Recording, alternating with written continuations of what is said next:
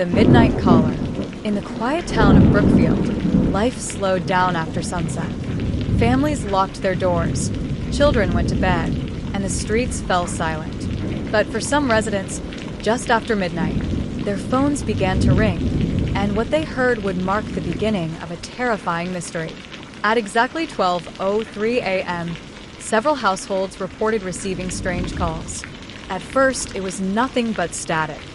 Then came the sound of heavy breathing, followed by a faint whisper, "I'm here." Most people dismissed it as a prank. They hung up, shook their heads, and went back to sleep.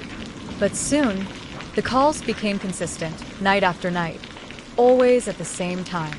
One of the first victims, a teacher named Laura Bennett, told police the calls grew more disturbing. Some nights, the voice would list details of what she had been doing that day. Nice red coat. Why did you leave the porch light on?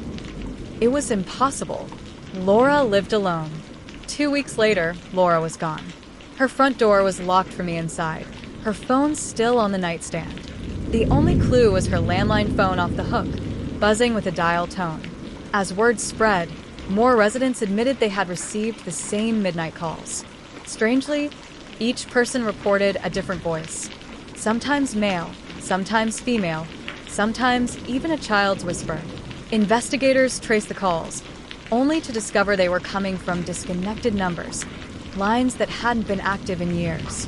The final known victim, college student Eric Miller, tried to fight back.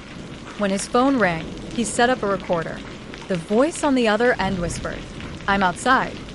Panicked, Eric called a friend and begged them to come over. By the time they arrived, his home was eerily quiet. The front door was locked.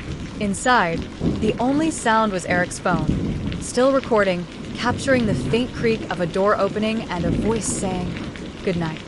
Eric Miller was never seen again. Police labeled the incidents as unrelated disappearances, but residents knew better. For months, the late-night calls continued before stopping as suddenly as they began.